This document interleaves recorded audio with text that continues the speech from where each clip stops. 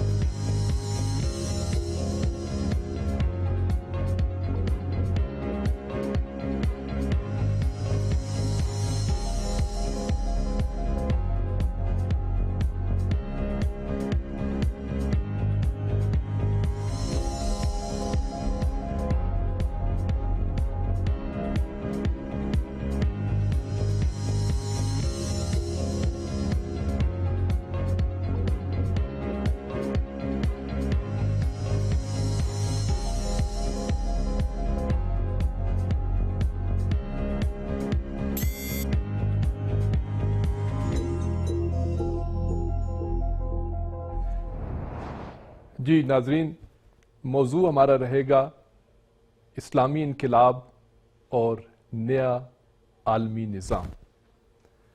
آج ہمارا پینل بڑا بھرپور پینل ہے۔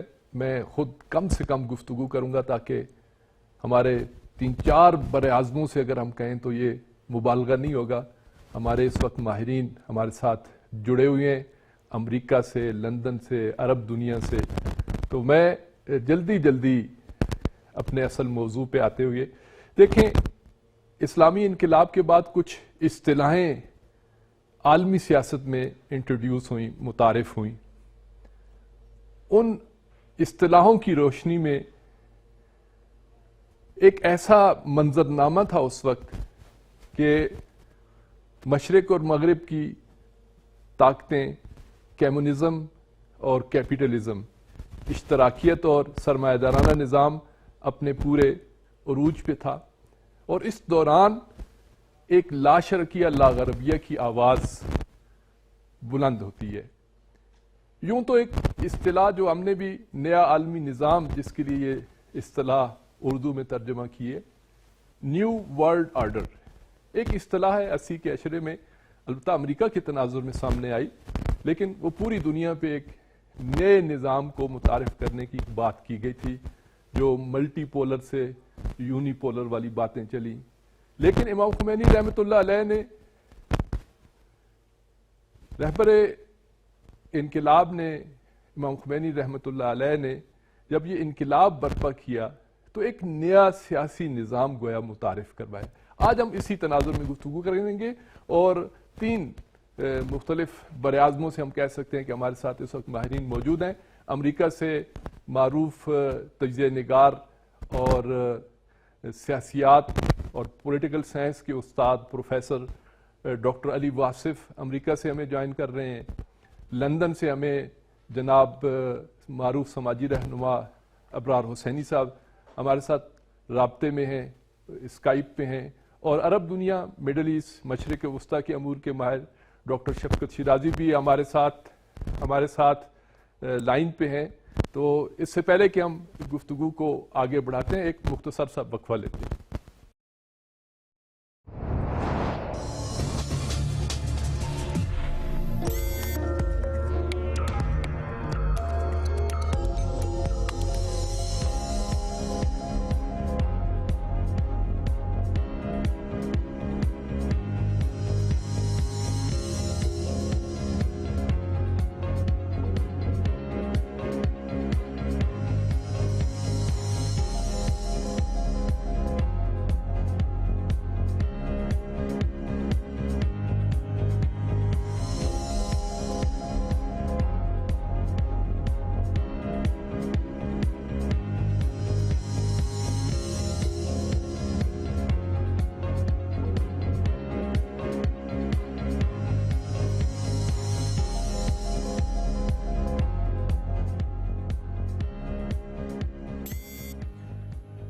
جی ناظرین، میں آپ سے بھی اور اپنے معزز مہمانوں سے کہ جن کو کچھ دیر انتظار کی زحمت اٹھانا پڑی، ان سے معذرت خواہ ہوں. میں آغاز کروں گا ڈاکٹر علی واصف صاحب سے. علمی دنیا سے پولیٹیکل سائنس پڑھاتے بھی ہیں، تجزیے بھی کرتے ہیں، بڑی گہری نظر ہے. اسلامی انقلاب پہ بھی ان کی مختلف سپیچز، مختلف آرٹیکل بھی یقیناً ناظرین کی نظروں سے گزرے ہوں گے. تو میں اپنے سوال کا، جسے آپ یوں سمجھیں کہ اس موضوع کو، اس بحث کو چھیڑنا چاہتا ہوں ڈاکٹر علی واصف صاحب سے. ڈاکٹر صاحب السلام علیکم ورحمۃ اللہ. وعلیکم السلام. جی ڈاکٹر صاحب، میں نے کافی لمبا مقدمہ آپ کی موجودگی میں باندھ دیا، یقیناً ٹائم آپ سے ہم نے لے لیا. میں سیدھا سوال کروں گا کہ یہ آیا ایران کے اندر جو اسلامی انقلاب آیا، یہ ایک نیو ورلڈ آرڈر کی طرف نشاندہی کرتا ہے کہ کیا ایک نیا نظام نہیں متعارف ہوا اس دور میں؟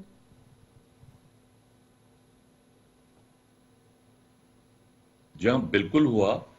اور یہ ایک ایسا نظام متعارف ہوا جو 1400 سال جس کو لگے، یعنی حضرت علی کی حکومت کے بعد یہ پہلی حکومت ہے، پہلا انقلاب ہے تو جس کی بنیاد اسلامی تعلیمات اور قرآنی اصول ہیں. لا شرقیہ لا غربیہ، جیسے آپ نے فرمایا. یہ امام خمینی نے نہیں دیا جملہ، یہ قرآن کا جملہ ہے. یہ قرآن امام خمینی قرآن اس کی وہ کتاب سے اٹھا کر معاشرے میں رائج کیا ہے. یقیناً ایسے ہی. اب سلسلہ یوں ہوا کہ جو غلط فہمی رہی ہے مسلمانوں کے درمیان اور مسلمانوں کے مختلف مکاتب فکر کے درمیان، وہ قرآن اور اسلام کی تعلیمات کو سمجھنے اور وقت و عصر حاضر کے تقاضوں پر اس کو نافذ کرنے کے معاملے میں اختلاف رہا ہے.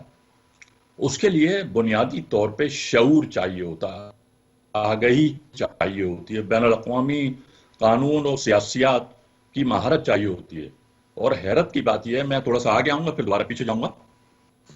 حیرت کی بات یہ ہے کہ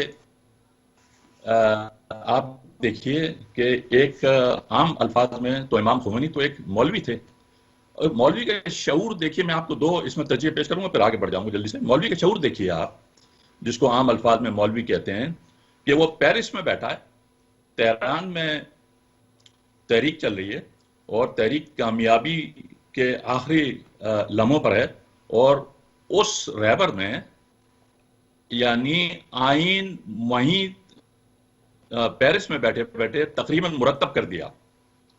یہ چیز آپ کو سیکولر سیاستدانوں میں، مثلا پاکستان میں قائد اعظم محمد علی جناح، ان کو تقریباً کافی عرصہ ملا، لیکن انہوں نے، اور وہ خود بھی وکیل تھے، لیکن انہوں نے آئین مرتب نہیں کیا. آپ سیاسی شعور ملاحظہ کیجئے، ایک عام لوگوں کی نظر میں مولوی اور عام لوگوں کی نظر میں ایک آکسفورڈ اور وہ لنکن انس کا پڑھا ہوا، دونوں میں ذرا آپ تقابل کیجئے. یہ چیز ہوتی ہے شعوری اور قرآنی تعلیمات سے ہم آہنگ، اور تقوی و پرہیزگاری کے اسلحے سے لیس جو لوگ ہوتے ہیں وہ یہی کام کرتے ہیں، ان کا سیاسی شعور بہت زیادہ ہوتا ہے. اب سلسلہ یہ ہے، دیکھیے یہ جو مغربی جو معاملات تھے، مغربی نظام ہے، کیپٹلزم ہوا، یہ کھا گیا ہے عیسائیت کو. اب عیسائیت نہیں ہے، یعنی اصل میں عیسائیت کی روح نہیں ہے، کلیسا ہے لیکن عیسائیت نہیں ہے، پوپ ہے لیکن عیسائیت نہیں ہے، ختم ہو گیا. کوئی مذہب نہیں ہے عیسائیت کے نام پہ. یہودیت نہیں ہے، اسرائیل موجود ہے وہ صہیونی ہے، یہودیت نہیں ہے، کیونکہ یہ کارپوریشنز اور یہ کیپٹلزم اس کو کھا گیا. اسی طرح سوشلزم تھا، وہ ایک کوشش تھی کہ کیپٹلسٹ معاشرے سے لے کر انسان کو باہمی عدل و انصاف کی بنیاد پر معیشت کے طریقوں سے اس کو ترقی دی جائے. لیکن وہ کافی حد تک تو چلا، اس نے ریزسٹنس بھی دی اس جارحانہ ظالم نظام کو، لیکن وہ چل نہیں پایا اس لیے کہ اس کی عوام میں جڑیں نہیں تھیں. اب آئیے اسلامی انقلاب ایران میں. پہلی بات تو یاد رکھیے، سیاسیات میں آپ کے عرض کر رہا ہوں، سیاسیات میں ہم لفظ استعمال کرتے ہیں کودیتا، ریبیلین، سول وار اور انقلاب اور لبریشن موومنٹ. یہ ہم بات کر رہے ہیں اس وقت، اور یہ تمام جو اصطلاحیں میں نے آپ سے عرض کی ہیں، اردو میں بعض اوقات اور دوسری زبانوں میں بھی ان کو ملاد جلاد دیا جاتا ہے. یہ سراسر قانونی طور پہ یہ مختلف ہیں. ایران میں جو انقلاب ہوا، انقلاب کی جو مغربی تعریف ہے مغربی اسکالروں کی، وہ یہ ہے کہ اس کی ایک لیڈرشپ ہوتی ہے، ایک آئیڈیالوجی ہوتی ہے اور ایک طرز عمل ہوتا ہے، یعنی اس کی ایک ڈائریکشن ہوتی ہے، ان کو پتا ہوتا ہے کہاں جانا ہے. اسلامی انقلاب ایران ان تینوں معروضات پہ پورا اترا ہے. اس کی لیڈرشپ تھی پہلے دن سے، 1961 سے 1963 سے جب سے یہ تحریک شروع ہوئی ہے. ایک نظریات تھے، ولایت فقیہ اور اسلامی نظام کا قیام، اور عوامی سپورٹ، کیونکہ عوام میں کیسٹوں کے ذریعے جو تحریک چلائی گئی تھی. یہ سلسلہ، اس کی جڑیں عوام میں ہیں. جو نظام اور جو نظام کے جو رکھوالے ہوتے ہیں، جب ان کی جڑیں عوام میں ہو، ان کا تعلق عوام سے ہو اور عوام کا تعلق ان سے ہو، تو پھر ایسے نظام کو دوام حاصل ہوتا ہے. اور اس میں جب اسلام کی انقلابی تعلیمات شامل ہو جائیں تو اس میں پھر چار چاند لگ جاتے ہیں. اور یہی ہم دیکھ رہے ہیں کہ یہ جو مدافعت جو سوشلسٹ معاشرے اور حکومتیں قائم نہ کر پائیں، واضح ہے کہ سوشلزم میں اور کمیونزم میں ایک بہت بڑا فرق ہے. یہ ہم کبھی اور ڈسکس کریں گے. تو عموماً ہم اس کو بھی انٹرچینجبلی استعمال کرتے ہیں، سوشلزم کی جگہ کمیونزم استعمال کر دیتے ہیں. ابھی تک دنیا میں کوئی کمیونسٹ حکومت قائم نہیں ہوئی ہے. کمیونسٹ حکومت وہ ہوتی ہے جو پوری دنیا پر محیط ہو. باقی نیشن اسٹیٹس کے طور پہ وہ سوشلسٹ حکومتیں ہوا کرتی ہیں. تو اسلامی انقلاب نے یہ ثابت کر دیا کہ یہ ایک واحد وہ نیشن اسٹیٹ ہے جس نے اپنے انقلاب کے ذریعے ایسا پیغام دیا ہے جو پانچوں بر اعظم تک پہنچ چکا ہے، اور اس کی جڑیں عوام میں ہیں. یعنی وہ کھوکھلے نہیں ہے سوشلزم کی طرح کہ وہ کودیتا کے ذریعے آیا اور ریبیلین کے ذریعے ڈاکٹر صاحب لائن پہ رہیے گا، وہ چند مٹھی بھر فوجیوں نے کو کر دیا ہو جیسے جمال ناصر یا دوسرے لوگ. تو یہ فرق ہے. باقی ہم گفتگو انشاءاللہ آپ اپنے دوسرے حضرات سے گفتگو کریں، پھر ہم اس کو پھیلا دیں گے. جی ڈاکٹر صاحب بہت شکریہ. ڈاکٹر صاحب نے ابرار حسینی صاحب سے میں مخاطب ہوں. حسینی صاحب، ڈاکٹر صاحب نے بڑی خوبصورت بات کی کہ دائمی اور دیرپا انقلاب کے لیے شرط یہ ہے کہ اس کے اندر ایک قیادت ہونی چاہیے، اس کا ایک آئین، ایک اس کا نظریہ ہونا چاہیے، اور تیسرا اس کا طرز عمل، اور اس طرز عمل میں عوام کی وسیع حمایت ہونی چاہیے۔ ہم ان تینوں شرائط کو ایران کے اسلامی انقلاب میں ان معیارات کو مکمل پورا نظر دیکھتے ہیں، اور پورا ایسا لگتا ہے کہ ان معیارات پہ پورا اترتا ہے یہ انقلاب۔ قیادت امام خمینی رحمۃ اللہ علیہ جیسی، اور نظریہ قرآنی نظریہ تھا، اور ایرانی عوام نے تو 42 سال میں ثابت کیا کہ وہ اس انقلاب سے کتنی محبت اور کتنی عقیدت اور اس کے لیے ہر طرح کی قربانی دینے کے لیے تیار ہیں۔ آپ یورپ میں بیٹھے ہیں، برطانیہ میں، اور بالخصوص سیاست کا مرکز سمجھا جاتا ہے، اور یقیناً ایران کے اسلامی انقلاب کے بعد خود یورپ کے اندر جو اس انقلاب کے عنوان سے دانشور حلقے میں، تعلیم یافتہ طبقے میں جو چیزیں فوری طور پہ ان کے سامنے آئیں کہ اس انقلاب کی کیا خصوصیت ہے کہ جس نے لوگوں کو اس کے ارد گرد جمع کر لیا ہے، اور جیسے ڈاکٹر صاحب بھی کہہ رہے تھے کہ ہر بر اعظم کے اندر سے آپ کو ایک بڑی تعداد ملتی ہے اس انقلاب سے محبت کرنے والوں کی۔ کیا کہیں گے آپ اس پہ؟ السلام علیکم ورحمۃ اللہ۔ علیکم السلام ورحمۃ بہت شکریہ آپ کا موقع دیا اس موقع پر، جبکہ انقلاب اسلامی کی سالگرہ منائی جا رہی ہے اور تقریباً دنیا جہاں میں اس کے استقبال کے لیے مبارکیں ہیں، اور میں بھی اس موقع پر آپ سب سامعین اور بالخصوص جنہوں نے پروگرام آرگنائز کیا، ڈاکٹر صاحب آپ کو مبارکباد عرض کرتا ہوں، اور بالخصوص مبارکباد کے اہل ہے وہ قوم، وہ ملت، شجاع ترین ملت، جس نے اس عظیم انقلاب کو بپا کرنے میں اپنے قائد عظیم اور بانی انقلاب کا بھرپور ساتھ دی، اور اس کی مثال کرۂ ارض پر شاید مشکل سے کہیں آپ کو تاریخ بھر میں ملے گی، کہ جس طرح کے ڈاکٹر صاحب نے بہت خوبصورت انداز میں 1400 سال بعد اسلامک ریپبلک کے طور پر جو نظام روشناس کرایا، چونکہ اس سے پہلے پیغمبر اکرم کے بعد امیر المومنین کی حکومت ایک مختصر عرصے کے بعد جو پہلی بار ایک مذہبی اور ایک ایسا نظام سامنے آیا جس نے ملتوں کی فکروں کو تبدیل کیا اور ایک شعور دیا۔ سب سے پہلے جب ایک قوم جو ہے اس نے اپنے عظیم راہبر اور اپنے عظیم قائد کا اس پرتباک طریقے کے ساتھ لبیک کہی کہ مختلف قسم کی قربانیاں اس راہ میں پیش کرتے ہوئے ایک ایسا نظام اور ایک ایسی قدرت منوائی جو کہ قوموں کے لیے ایک نیا پیغام، اور میں سمجھتا ہوں کہ اس کا سب سے پہلا جو ثمرہ ہے وہ یہ کہ اس نے دنیا بھر کی جو مستضعفین ہیں ان کے شعور کو تبدیل کیا، اور ایک اس نہج پر جب توجہ کی جائے تو عملی طور پر جب ایک نظام پیش کیا گیا، یا ایک ایسا نظام جو اس وقت ایک درخت کی صورت، مضبوط ترین درخت کی صورت میں ہمارے سامنے موجود ہے، تو یقیناً اس کے اثرات جب یہ ممالک جو ہیں جن کے لیے ایک لمحہ فکریہ یا جن کے لیے ایک الارم تھا اور انہوں نے بھرپور طریقے سے مختلف انداز سے اس کو تبدیل کرنے کی کوششیں، یا مختلف ممالک جو اپنے آپ کو نام نہاد جو سپر پاورز تھیں، انہوں نے کوشش کی کہ یہ تو ہمارے لیے تھریٹ ہیں، تو اس پر حملہ آور ہوئے۔ ابتدا میں ہی جب اس 250 سالہ شہنشاہیت کو ختم کر کے ایک قوم جب سامنے آئی اور ایک ایسا نظریہ ولایت فقی، ایک ایسی حکومت، ایک ایسا نظام، ایک ایسا سسٹم شروع ہوا تو فوری طور پر اس پر جنگ مسلط کر دی گئی.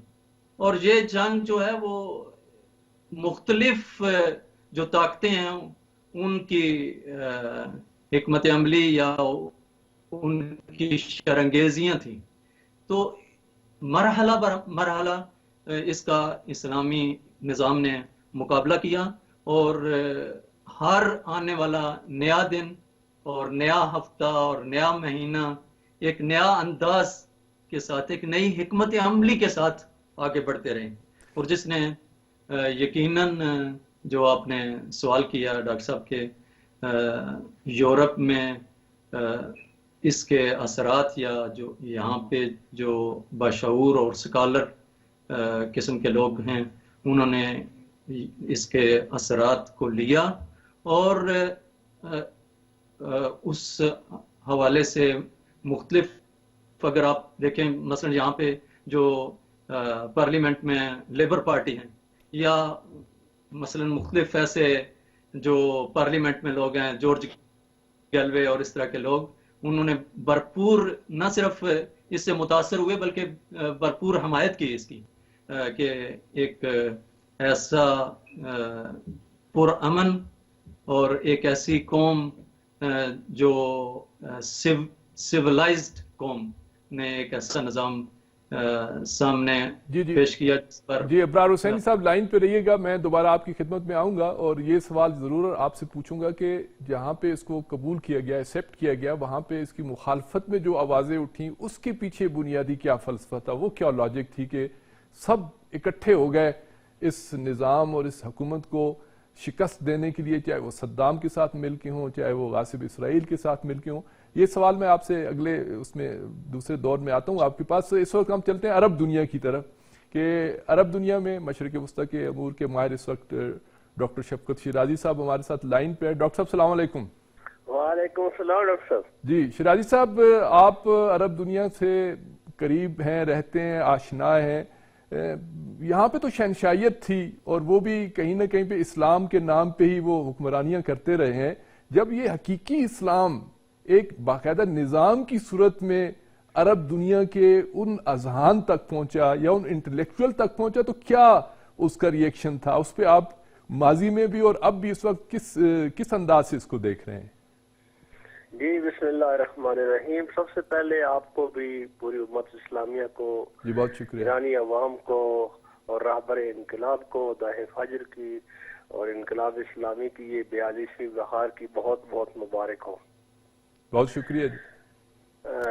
یقیناً جیسے امام راحل نے فرمایا تھا کہ ہمارا جو انقلاب ہے انقلاب ما انفجار نور بود، تو یہ واقع ایک نور جو ہے وہ پھوٹا، اور خدا نے وہ جو قرآن میں کہا ہے یریدون ان یطفئوا نور اللہ بافواہہم، تو لوگوں نے اللہ کے نور کو یعنی بجھانے کی اس کو پوری کوشش کی، اور جو وہ کر سکتے تھے ان دشمنوں نے پوری اس کے اوپر، جو بھی اس سے متاثر ہوئے تھے، جن کے مفادات خطرے میں پڑ گئے تھے، وہ خطے کے ان کے ہمسایہ ممالک سے لے کر غرب کے آخری دنیا تک، امریکہ تک، تو سب پریشان ہوئے، اس میں کوئی شک نہیں ہے. اور اس انقلاب کا اثر پوری دنیا پہ جانا تھا، اور اس کو، اس کی تاثیر کو، اس نور کو ختم کرنے کے لیے وہ لوگ یقیناً پریشان ہوئے. آپ کو پتہ ہے کہ اگر عرب دنیا کو دو حصے میں تقسیم کریں، ایک جو حکام طبقہ تھا جو حکمرانی کر رہے تھے، اور ایک عرب عوام. عرب حکام کی کیفیت یہ تھی کہ اس خطے کے اندر جو حکومتیں تھیں یا بادشاہتیں تھیں یا ڈکٹیٹرشپ تھی، اور فوجی نظام قائم تھے. جب یہاں پہ ایک عوامی انقلاب آیا، ایک جمہوری عوامی انقلاب آیا اور ایک اسلامی انقلاب آیا، اور جس نے شہنشاہیت کا خاتمہ کیا، تو یہ تمام کے تمام لوگ اپنے اقتدار کو انہوں نے خطرہ محسوس کیا.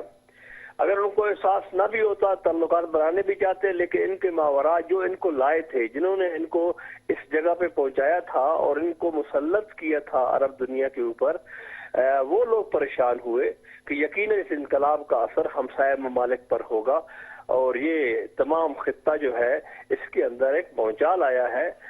روس کے صدر پوٹین بھی وہ اپنے ایک بیان کے اندر کہتے ہیں کہ ایران کے انقلاب سے تاریخ کے رخ کو یا اس کے دھارا بدلا گیا ہے۔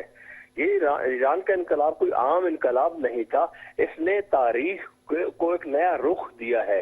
جس طرف دنیا جا رہی تھی، جس طرف دو سپر طاقتیں لے جانا چاہتی تھی، اس انقلاب نے آ کر تاریخ کو ایک نئے موڑ کے اندر داخل کیا، جس کی وجہ سے جو حکمران تھے وہ تو جن لوگوں نے ان کو مسلط کیا تھا انہی کے اشاروں پر عمل کرتے ہوئے انہوں نے اس انقلاب کو ختم کرنے کے لیے، اس کے سامنے رکاوٹیں کھڑے کرنے کے لیے پوری دشمنی کا مظاہرہ کیا۔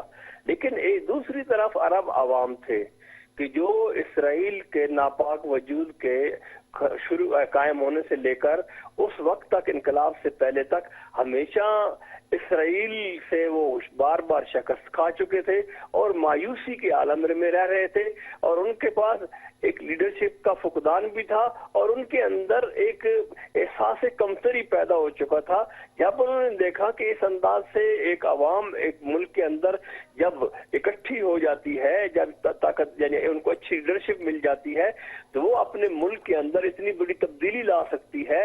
اور پھر ان کے جو مواقف تھے کہ جس انداز سے انہوں نے اسرائیل کے حوالے سے اور سپر طاقتوں کے حوالے سے کہ جن کے ساتھ ان عوام کی دلی دشمنی تھی، ان کے یہ مواقف سامنے آتے ہیں، تو اس سے عرب عوام کے اندر ایک امید پیدا ہوئی۔ عرب دنیا کے اندر جو بالخصوص پڑھا لکھا طبقہ تھا، جو روشن فکر طبقہ تھا، اس کے اندر ایک بہت بڑی تبدیلی آئی۔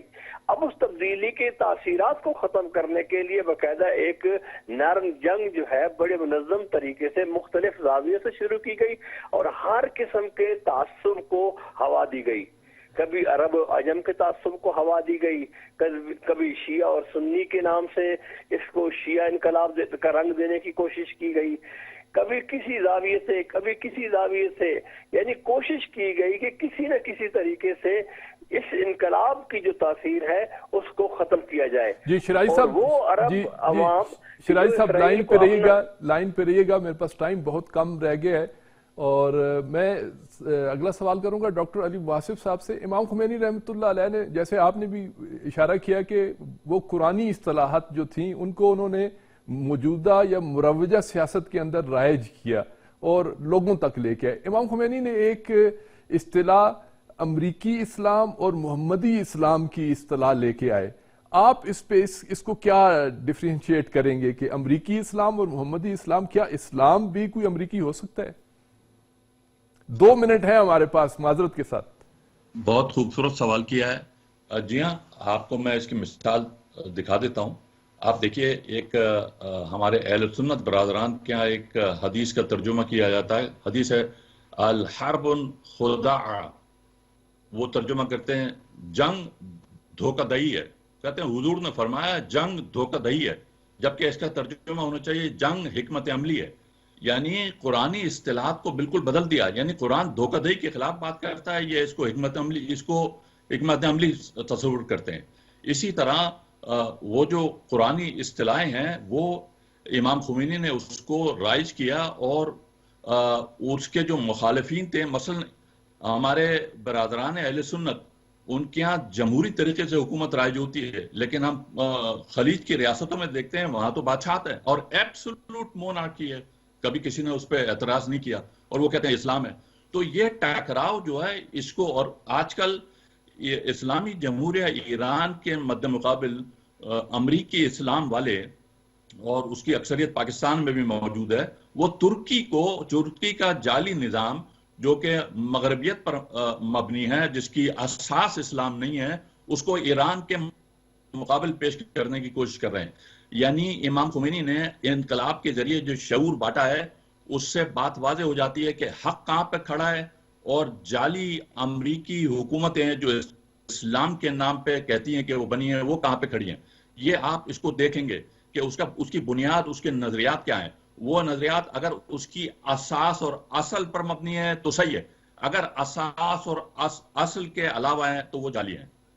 جی ڈاکٹر صاحب بہت شکریہ. میرے پاس ٹائم غالباً سیکنڈوں کے حساب سے ہی رہ گیا. میں اپنی بات کو یوں سمیٹوں گا کہ معذرت بھی چاہوں گا حسینی صاحب سے بھی اور شیرازی صاحب سے بھی کہ ہم استفادہ نہیں کر سکے, ٹائم ہمارا بڑا جلدی گزر گیا. اور آخر میں یہ جو اصطلاح امام نے فرمائی اور امریکی اور محمدی اسلام میں جو فرق بیان کیا, اس کا ایک مصداق ہم آج کی دنیا میں دیکھ رہے ہیں کہ ایک طرف یہ تھا کہ اسلام اور سیاست کا کوئی تعلق نہیں تھا, تو جو اسلام سیاست سے دور تھا وہ بھی اس کے پیچھے بھی امریکہ یا برطانیہ تھا. اور آج ایک اور اسلام بھی کہ جو دہشت گردی کے نام سے, جو داعش کے نام سے, جو بوکو حرام کے نام سے, جو الشباب کے نام سے, جو القاعدہ کے نام سے, یہ بھی ایک اسلام ہے اور یہ بھی یقیناً امریکی اسلام ہے. خالص محمدی اسلامی قرآنی اسلام وہ ہے جو قرآن کی تعلیمات کے مطابق ہے. اور یقیناً امام خمینی رحمۃ اللہ علیہ نے جس انقلاب کی بنیاد رکھی, ایران کا اسلامی انقلاب اسی محمدی اسلام کی اس روش پہ چل رہا ہے.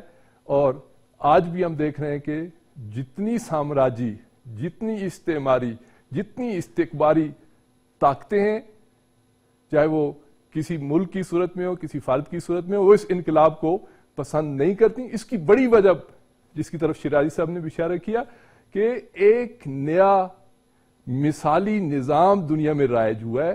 اور یقیناً وہ ممالک, وہ مفکر کے جو نہیں چاہتے کہ ایک نیا نظام کہ جو انسانیت کی فلاح کے لیے وہ متعارف ہو, وہ اس کی مخالفت کرتے ہیں. کبھی جنگ, کبھی پابندیاں اور کبھی دوسری.